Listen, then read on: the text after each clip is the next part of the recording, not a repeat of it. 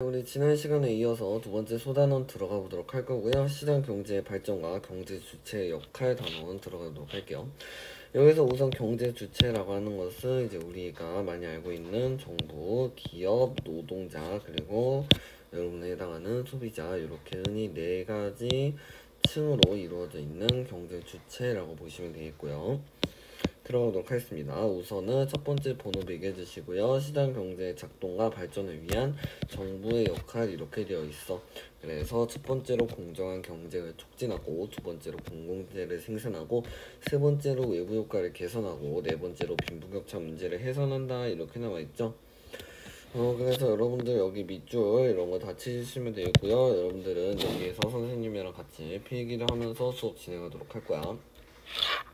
자, 우선 첫 번째로 정부의 역할이 이렇게 나와 있었죠. 여러분 책 보면서 따라오시면 돼요. 우리가 지난 시간에 시장 경제의 한계로 인해서 독과점 문제, 공공재의 부족, 외부 효과, 경제적 불평등에 관해서 네 가지 항목으로 배웠었죠. 그래서 이것들을 다시 한번 써보도록 할게요. 독과점 문제, 공공재 부족, 외부 효과는 만족감을 주는 긍정적 외부 효과와 손해를 끼치는 부정적 외부 효과로 나뉘었었어. 그리고 경제적 불평등 이렇게 네 가지로 나뉘어져 있었죠. 그래서 이 네 가지에 각각 상응하는 이제 정부의 역할에 대해서 공부해 보도록 할 거야. 우선 독과점이야. 독과점이라고 하는 것은 흔히 어떻게 되어 있었어? 독점과 과점으로 나누어져 있었죠. 독점이라는 것은 시장에서 단 하나만의 경제 주체가 이제 그 시장, 예를 들어 A 회사가 있으면 이 A 상인이 혼자서 이제 물건을 사고 파는 거잖아. A 회사만이 그 인기 있는 물건을 다 가지고 있는 것을 독점이라고 하는 것이고, 과점이라고 하는 것은 소수기업이 물건을 사고 단합을 통해서 가격을 올려버리는 현상을 과점 현상이라고 했었어.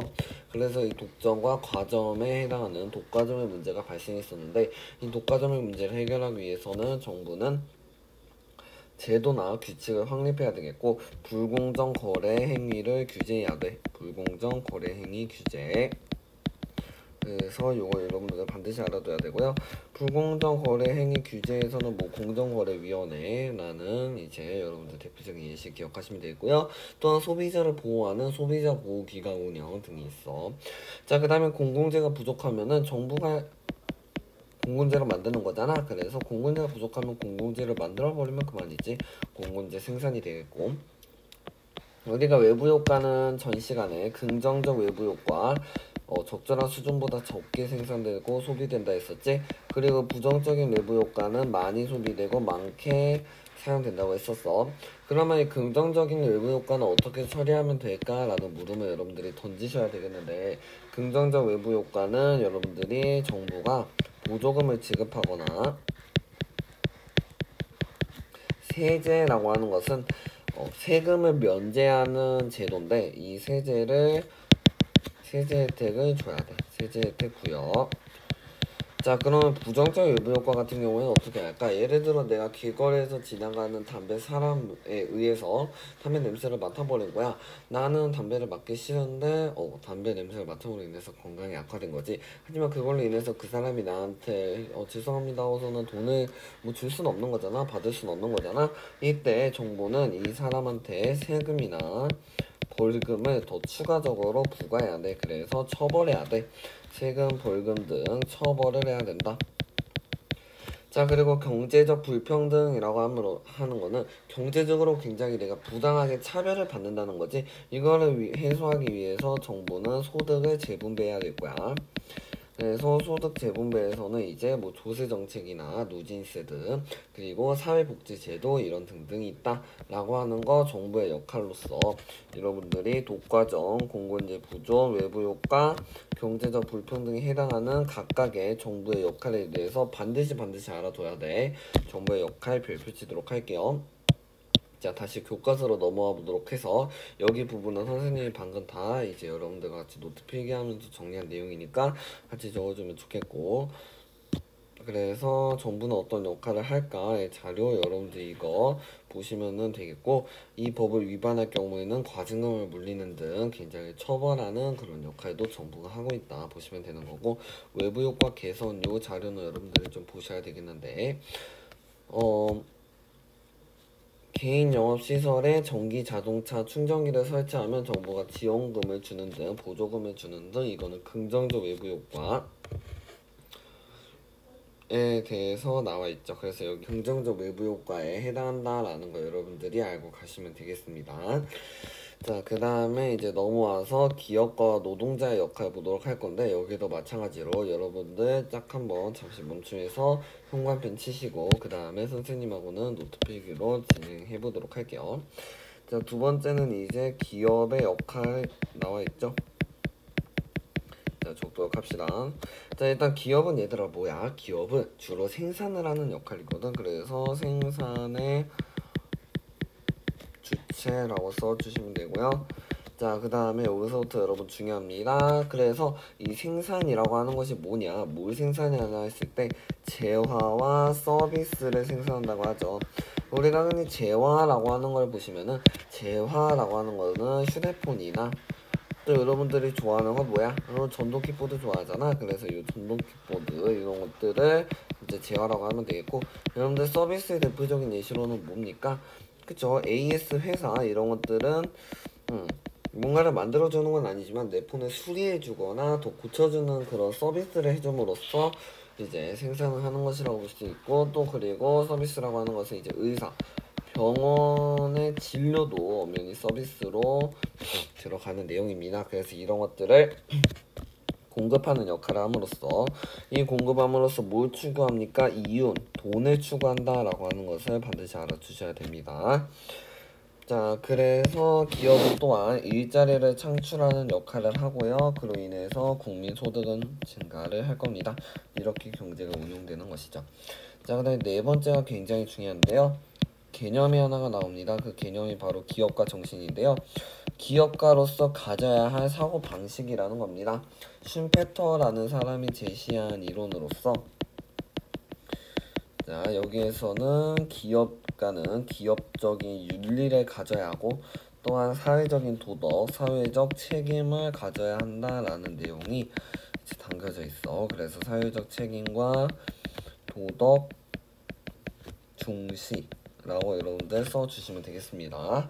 자, 그래서 기업가의 역할 다시 한 번 더 정리해보자면, 생산의 주체로서 재화 서비스를 공급해서 이윤을 추구하고 돈을 추구하고 일자리를 창출해서 국민 소득을 증가시키고, 여러분들 추가로 적어주세요. 자, 그리고 슌페터에 의한 기업가 정신에는 기업 윤리를 지키고 사회적 책임과 도덕을 준수해야 된다라고 나와있죠. 자, 됐지. 자, 그 다음에 세 번째로 보면은 이제 노동자의 역할이라고 나와 있어. 노동자의 역할은 무엇이 있을까에 대해서 공부를 해보도록 할게요. 자, 얘들아, 노동자라고 하는 것은 뭐야? 말 그대로 노동을 함으로써 돈을 버는 사람이잖아. 기업에 노동력을 제공하는 주 매체로서 생산활동에 참여한다고 볼 수 있죠. 이 생산활동은 엄연히 따지자면 기업이 맡는 역할인데, 이 생산활동을 위해서 참여하는 건 노동자인 거잖아. 그래서 노동자는 생산활동에 참여하는 계층이라고 볼 수 있겠고, 노동자도 이제 워낙 이렇게 열악한 환경에서 하면은 인권을 침해받는 상황이 놓일 수도 있는 거잖아. 그래서 이러한 노동자들을 보호하기 위해서 노동자 보호법이 있는데, 이 법은 여러분들이 그냥 가볍게 알아주면 될 것 같아. 그래서 이 두 가지 법을 잠시 소개하자면, 몇 시간 근로하고 그 다음에 임금은 어느 정도 받고 휴게 시간은 어느 정도 받을지에 대한 근로기준법, 그리고 최소한의 적절한 임금을 받는 최저임금법, 이 두 가지가 이제 흔히 대표적인 노동자 보호법으로 많이 알려지고 있어. 자, 그 다음에 하나 더 있지. 이 하나는 굉장히 중요해서 따로 설명할게. 이 하나는 노동상권이라는 것인데, 이 노동상권에는 A. 단결권, 그 다음에 B. 단체 교섭권, C. 단체 행동권, 이렇게 세 개로 나누어져 있어. 단결권은 모이는 권리, 노동자들이 모이는 권리고, 그 다음에 단체 교섭권은 이제 사용자, 즉 이제 상사하고 이렇게 의견을 조율하는 그런 권리. 단체 행동권은 의견을 조율하려 했는데도 의견이 맞지 않고 어긋났을 때 이렇게 같이 모여서 파업 등 이런 집회를 하는 등 시위를 하는 등 이러한 적극적인 행동을 보이는 것은 단체 행동권이라고 해. 그래서 단결권, 단체 교섭권, 단체 행동권이 노동 상권에 들어가고, 이 노동 상권도 노동자를 보호하는 노동자 보호법에 들어간다라는 거를 알면 될 것 같아. 자, 그럼 다시 교과서로 넘어와서 내용 정리해 보도록 할게요. 그래서 1934년 쉼페터로 인해 만들어진 기업가 정신을 어떻게 해석할지 보도록 할게요. 그래서 여러분들 이런 거 다 아시면 되고요. 선생님 여기가 별표 쳐놨습니다. 기업가에서는 창조적 혁신성을 기초로 한 발명과 자질과 거기에 더불어 전문성을 가진 관리자 자질이 모두 필요하다고 할 수 있다. 발명가와 관리자 자질. 네, 잘 써지네. 자, 한편 피터 드리커에 따르면은 오로지 실천뿐이라고 강조하면서 끊임없는 혁신을 추구하고 났을 때 다음 사회로 진보해 나갈 수 있다. 실천을 중시한다라는 것만 여러분들이 잘 알아주고 되는 것 같아. 자, 그리고 이제 그래서 헌법에도 노동자의 권리 보호법이 나와져 있고, 노동자의 3대 권리로서 단결권, 단체 교섭권, 단체 행동권 알아두자. 일하기 좋은 회사는 이제 임금을 많이 주는 회사, 휴가를 자유롭게 갈 수 있는 휴게 시간이 풍부하게 주어져 있는 회사, 여성이라고 차별하지 않는, 장애인이라고 차별하지 않는 평등한 회사, 그리고 안정적인 수입을 보장받을 수 있는 회사, 이런 것들이 일하기 좋은 회사의 조건에 들어가겠다라는 거죠.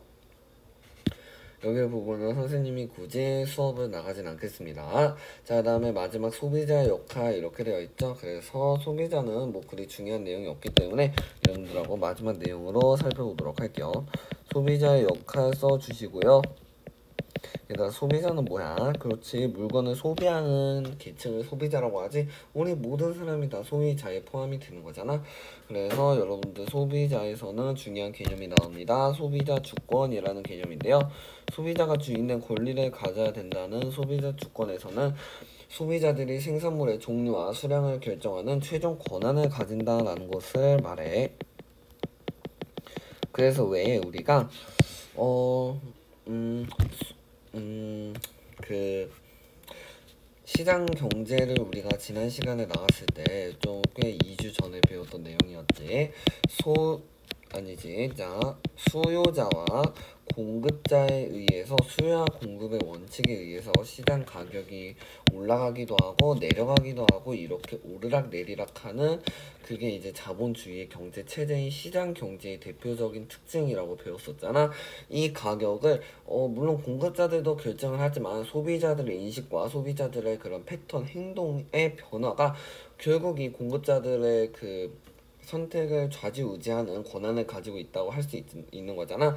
이 최종 권한을 가지는 개념을 소비자 주권이라고 하는 것이고, 또한 소비자는 윤리적인 소비를 해야 되는데, 이 윤리적인 소비라고 하는 것은 친환경적 소비, 환경을 생각하고, 그리고 이제 동물들을 이제 배려하는, 생태학적으로 배려하는 착한 소비를 하는 등의 이제 소비를 윤리적 소비라고 해. 그래서 이 두 가지를 그냥 소비자 역할로 간단하게 알아두고 가면 될 것 같아. 그래서 이에 대한 내용이 나와 있습니다. 그래서 이런 법에 이제 여러분들이 하시면 되고, 모든 내용을 선생님이 다 노트 필기하면서 꼼꼼하게 설명을 드렸습니다. 윤리는 이제 가치 판단이라고 우리가 1단원 통합적 관점에서 같이 공부를 했었고, 공정무역 상품을 소비하면 되겠다. 그래서 뭐 스마트 컨슈머라고 해서 현명한 소비자라는 뜻이죠.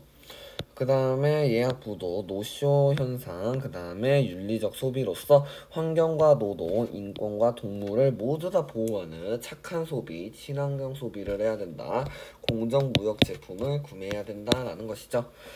네, 이번 두 번째 시간은 그래서 여기까지 마무리할 거고요. 이번 시간 여러분들 같이 필기했던 내용은 여러분들 노트에 꼼꼼하게 적어보시면서 선생님이 이렇게 쓰지 않고 말로만 적었던 것도 옆에 이렇게 다 부가 설명으로 적어놓고 교과서도 선생님이 이렇게 다 넘겨줄 테니까 여러분들 잠시 멈춤하면서 보시면 될 것 같습니다.